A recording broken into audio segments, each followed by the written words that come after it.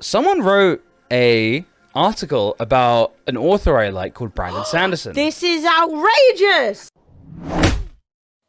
I read it, and it is wild, Okay, dude. you know Fred was upset because he was posting snake emojis at like 5 a.m. Yeah, okay? at the guy who wrote the article. Literally, can we just highlight Fred's extremely mature response to this rude article? So I was like, this is the most fucked up article I've seen published. Can't believe this is on Wired, and on a date that isn't April Fool's Day. Mocking one of the best-selling authors of all time and calling him a weirdo Mormon is a shitty thing to do, right? Don't get me wrong, I don't like Mormonism, but mocking someone's faith is kind of weird. So then apparently Brandon Sanderson saw the article and said, I feel betrayed. You always feel like there's a chance this kind of thing could happen if you invite someone down. But apparently this guy acted like a proper friend. He was like really like being like, oh, I've never had an interviewer try so hard as Jason did to act like a friend. All others have had an air of professional distance. He did not. So this hurts more coming from him. I still knew it might go this way. I'm not naive.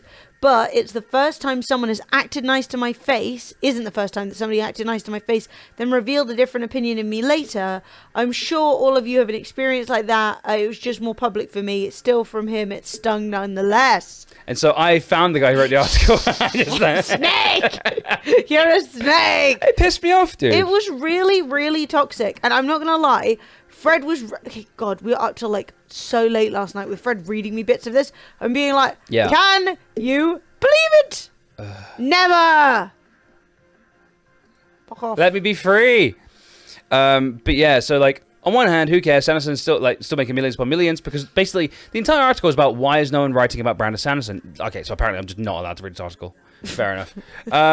So yeah, the entire article is basically... Maybe you can copy it and just paste it in a notepad. Maybe I just turn JavaScript off on this fucking website. Hang on. No article for you. Did you sit and watch Daniel Green's 45-minute long rant about this article? Did you already watch it? I did not. Relu, how do you and Fred, you share like all the same YouTubers? We have a lot of similar interests, it's true. F12 remove element. Code's telling you how to hack. Okay, cool. He's a real gamer right now. Yo, so I watched Daniel Green. I'm actually reading Daniel Green's book right now, which is fun. So let's just start with the very beginning. For those of you who do not know who Brandon Sanderson is, and I imagine that a lot of people here do, because like we are all nerds, but he's not a household name. No, that not being yet. said, not yet. Most years, Brandon Sanderson makes $10 million. Last year, he made $55 million. Still couldn't rent a house in London, though. This is obviously a lot of money for anyone. For a writer of young, adult-ish, never-ending, speed-written fantasy books. And we're starting with that's kind of... Yeah, it's like churning out... For someone who churns out shit. Yeah. It's kind of what I'm getting from that. Right, it's huge. By his estimation... he is the highest-selling author of epic fantasy in the world. On the day of his record-breaking Kickstarter campaign, where he raised $42 million of that $55 million that he made last year. I came to the Wide offices ready to gossip. How did he do it? Brandon Sanderson, he's written Mistborn and Stormlight Archives and Elantris and a whole bunch of stuff. He's even written... I've actually got one of his books up here. Called Starsight, which is the second in the Skyward series. And if you guys look... Next page. Boom. Boom. Signed By Brando Sando himself. Yeah. It was actually a gift from Emily. So thank you, Emily, for my It was a little gift. Christmas present, what can I say?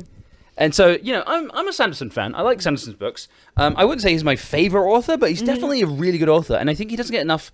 People always it's one of those things where, does he have the most amazing prose? No. But are his stories and characters and everything like that, is the plot really good? Yes.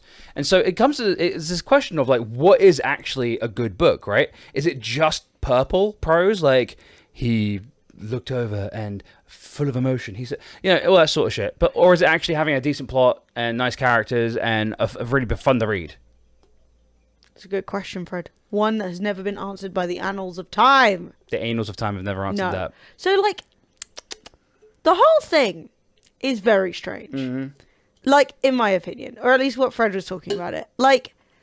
he is like, oh, he's been topping the bestseller list for the best part of the 21st century. But no one's really written about him. He's going in LDS Living, a magazine for Mormons, right? Yeah, I mean, he's a Mormon in Utah, and he's like, which makes sense. He's like, as far as I can tell, Sanderson, who's been topping the bestsellers list for 21st century, has not been written about in any depth by any major publication ever. I called his publicist to confirm this. Well, we have a piece coming up in the Latter-day Saints Living, he told me. That's LDS, as in Latter-day Saints. It's a magazine for Mormons. And this guy really doesn't like Mormons, by the way. And it's just a really weird article where he basically just goes in. I don't know if anyone wants to carry on reading. Which makes sense. Sanderson is extremely Mormon. Extremely Mormon. Extremely Mormon. Different than... The thing is, right, I'm not a fan of Mormonism. No, me neither. I'm also not a huge fan of most organized religion, but that doesn't really matter, does it? Because some people are still going to be Mormons. Yeah. And being like, well, you're a piece of shit for that. You know, I would definitely argue that Mormonism is a cult, but I would also say that if you're born into a cult and then told that if you leave, you can never see your friends or family again, that's difficult. It's hard, man. I watch a few... a couple, I think, of Mormon, like, Mormon influences in the sense of, like, ex-Mormon people, right? Okay. So there's this couple called Jordan and McKay who were both Mormon, and they've got lots of things to say about the whole experience. And, like, I think that there's definitely, you know, criticism to be made. I don't necessarily know if just being like, you're Mormon in someone's article is that good. So, so then he goes on and he says, okay, so he's Mormon, okay, so maybe it's because he writes fantasy, because fantasy isn't a very, like, the snob sneer sub-literary genre, right? And fantasy is a perfectly, like, adult genre. It's ridiculous to keep on... It's like saying, like, Marvel films are only for children. You know, it doesn't quite work like that anymore. But then so did J.K. Rowling, Margaret Atwood, and George R. R. Martin, who wrote fantasy. Well, he wrote 3 of the Wheel of Time books, and an adaptation of that series came out on Amazon Prime in 2021. Could it be finally because he's a weirdo Mormon? Which is a really weird. Yeah. You felt comfortable writing that, dude? Yeah, and then it's like when I eventually meet him, he makes versions of these excuses. I mean, I think that for Margaret Atwood, for J.K. Rowling, and for what's his face? Oh, George R. R. Martin. They've all got, like, movies and big TV series. Yeah. Like, big TV series. These are household names because of the other content they made. Like, people across the world would not know who J.K. Rowling is the same way that they do now if she didn't have films and also... Universal Studios, you know? Well, it's like he's like books still aren't mainstream, right? Books are still kind of niche. Not hardly anyone reads books, but like it's more people reading books than ever apparently, which is great. Yeah, but also you can't compare The Wheel of Time, a series that isn't even in his name. Basically, he finished The Wheel of Time because the other guy died. It's not his series. His wife was like, "Yo, Brandon, would you finish my husband's work?" And he was like, "Ah, cool, but you don't even put my name on it." Yeah, wasn't it like 14 books or something? Yeah. He's comparing them making a TV series about book 1 of a series that he didn't even write, and then they're like, oh, why are you not famous off that? It's like, well, his name wouldn't be involved. He didn't even write that book. Yeah, so it's a really weird article. So Sanderson is excited to talk about his reputation. He's excited, really, to talk about anything, because, you know, like, he's a guy who's, like, found success in something. Excited to talk. To an interviewer. But none of his self-analysis is, for my purposes, exciting. In fact, at the first dinner, over Flopsy Utah Chinese, this being days before I meet his extended family and attend his fan convention and take his son to a theme park and cry in his basement, I find Sanderson depressingly story-killing lame. Now, he's saying story-killing lame, not in, like, killing Brandon Sanderson's own stories, but in the sense of, like, he's writing this story. He's like, yo, Brandon Sanderson, you're not being cool and interesting enough for the story that I'm writing? Literally. And I think that's insane. When he lists off all these things, like, he took me to meet his family, he took me to his fan convention, I went out with his son, we went to a theme park, he tried to be my friend. Like, he took me out for Chinese dinner, and it's bad. It's Mormon Chinese. And I'm like, dude, chill the fuck out. So he sits across from me at an empty restaurant, kind of lordly and sure of his insights, because he's one of the biggest selling fantasy authors of all times. He's actually got quite a strong opinion on things. And also, if Brandon Sanderson tells you about books, you kind of listen, you know what I mean? in a graphic t-shirt and an ill-fitting blazer, which he says he wears because it makes him look professorial. It doesn't. He isn't. He is. He's literally a professor. He's actually one of the most watched professors in the world. Has Fred watched all of his professor stuff on YouTube? Perhaps. Yes! That's why I know so much about Brandon and his books, despite literally never having read one, is that Fred is like, I'm just going to put him on, and but he hasn't watched them in a while. But No. you know. Unless the word means only believing everything you say is worth saying. Says the guy writing an article, you know. It's you who must believe what you think about when you were to use words and think that they are necessary. Unbelievable. Sanderson talks a lot, but almost none of it is usable, quotable, like for the article. I begin to think this is what I drove all the way from San Francisco to the suburbs of Salt Lake City in the freezing cold dead of winter for previously frozen dim sum and freeze-dried conversation. This must be why nobody writes about Brandon Sanderson. It's like, you realize no one really writes about George R. R. Martin, his personality and what he does and stuff like that. It's like, book. When's book? Book's been a while. Will you be doing Is book? Is book soon? Peachy, thank you for the 350. So, recklessly, I say what's on my mind. I have to. His wife is there, his biggest fan, always his first reader, making polite comments. I don't care. Maybe nobody writes about you, I say to Sanderson, because you don't write very well. The world unfreezes. He agrees.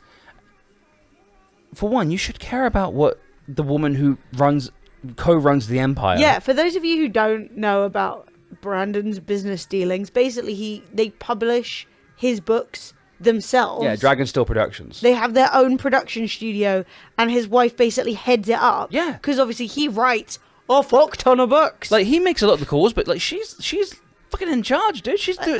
You maybe speak to your wife? I didn't know they had women in Utah. Disgusting. It's absolutely insane. Who's down for shots? Let's go, Peachy.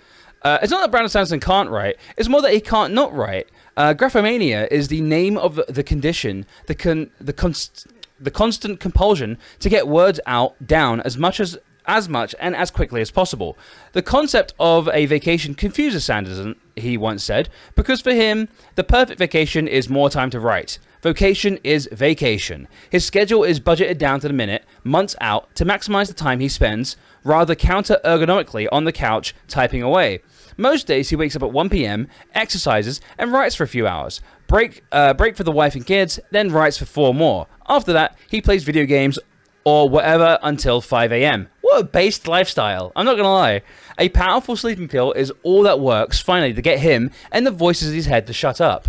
So, like, Brandon Sanderson... But did he say that? Did he say, I'm so compelled? Like, because you won't quote him, how do I know what of this is true? What if this is conjecture? Like, getting up when you want to, writing, doing your work for 5 hours and spending time with your family, and then going off, doing some more writing, and then playing video games. Pig! On a sofa! I want to say also that the one of the biggest selling authors of all time, maybe the biggest fantasy author to ever exist in terms of like money made and like number of books published and etc. etc. He has he's compelled to write. He writes when he's like on vacation. His entire life is budgeted to the minute to make sure he could always do some writing. And you're telling me that like someone who's published as many books as he has and has a compulsion to write, you can't think of anything to make an article about. What about the fact that he needs a sleeping pill at night to get the voices to shut up in his head so he can sleep? Yeah, like, but that's an interesting... Did he just make that up? Maybe. Did he just say, Brandon said, I take sleeping pills and those help me sleep? Because some people have insomnia, and I'm going to be honest, chat, anyone here ever had insomnia and not have it be due to graphophonia and your hand being like, I must write the words, they floweth, it's happening. People struggle to sleep for reasons other than graphophonia. Also, if this is true, if he literally has a compulsion to write and can't and has trouble sleeping because he's like his brain won't shut up, I got some. That's an interesting story. Yes, I got sympathy for Brandon now. I'm like, Jesus Christ, Brandon, you're like going through some shit, dude. Yeah. In the 5 months or so it's taken me to sit down and write this magazine story, which is 4,000 words. Imagine, if you were his boss and you were paying him. Sanderson has published 2 books. Yeah, but that's more of a criticism of you. Yes, like you're literally like a bit. I'm not gonna lie. Your boss needs to have a sit down with you and maybe 5 months for one article. That's less than 1,000 words a month. What is he, H-bomber guy? Come on. That's what's that? What's that? That's God, 800 words a month, dude. I could do 800 words in a day. These aren't even good words. £3.50, Peachy. Thank you, Peachy. During the COVID lockdowns, he wrote and/or edited 7, 2 for his regular publisher, a graphic novel, and 4 more in secret, telling no one but his wife until he surprise announced a Kickstarter in March 2022 to crowdfund their publication. Hence, the $42 million raised in a month. By far the most successful Kickstarter ever. Since his debut, Elantris, in 2005, Sanderson has published 30-plus books, the biggest ones in excess of 400,000 words. There are far more if you count the novellas and graphic novels and stuff for kids. I've read 17 of the actual books, or maybe it's 20. Exactitude. Exactitude is pointless here, as the major books are all set in the same universe, which Sanderson calls the Cosmere, but they're all meant to blur together. Most will hear this and think, at that rate, none of the words could possibly be any good. They'd be right, in a way, and that's what Sanderson agrees with. At sentence level, he is not a great gift to English prose. Yes, but, like, is prose... dude, it's so frustrating to, like... If you don't have good prose, you're a bad writer. This is Peachy, Reese. Yeah, if you don't have good prose, that's it. You're a bad writer. Doesn't matter that people like it. Doesn't matter the stories are interesting or people like the characters. No. Chat, I love you. You're so great. But yeah, freaking rude as hell. Yeah, and then he goes on and on and on, and it's like he's got criticisms of the prose, and Sanderson admittedly has gotten a lot better at writing as time's gone on. His prose got a lot better. He also goes to the convention, and then he's like, oh yeah, I went to the convention, and these nerds smelled. They had a smell. And it's like, wow, Dude, I literally hate that. Don't go meet the fans and be like, you have ugly, gross fans. Yeah, he was also criticizing... Get sexier fans! He was also criticizing some of the fans for naming their children after characters from Brandon Sanderson's books. Like, there's a few Shalans and a few Kaladins and stuff like that. I mean, Kaladin? Yeah. I'd rather die. Yeah, and it's just like, bro... Someone called their kid Mercedes-Benz. Like, move on. Someone on Twitter, I can't remember who it was exactly, it was someone who we all know, 3D Big Goggles. Yeah. He said... I can't say I've read many articles profiling a writer that seems to take so much to take such relish in describing how they've never heard of him. I've never read a thing he's written, but I immediately know him as the guy that's big on writing cohesive magic systems in stories. It's sad because the premise of the article, why does his work have so many fans without being a celebrity, is an interesting one. But it's a shame he couldn't do it without being terribly mean-spirited about it, before pivoting into a straight-up hatchet job, which is like, yeah. Also, I think that there's a whole conversation to be said there about, like, whether or not, like, those macro, like, global celebrities are going to be a thing for much longer. Because now it seems like there are so many, like, in the writing community, Brandon is a hyper celebrity, right? Super well known, everybody knows him. But outside of that, people don't. And I think that's really interesting because, like, is it... that like now the norm is being really famous in your bubble, yeah, but not being famous outside. Like, how many people know XQC in the gaming sphere, but have never, like, most people would go, what the hell are you talking about?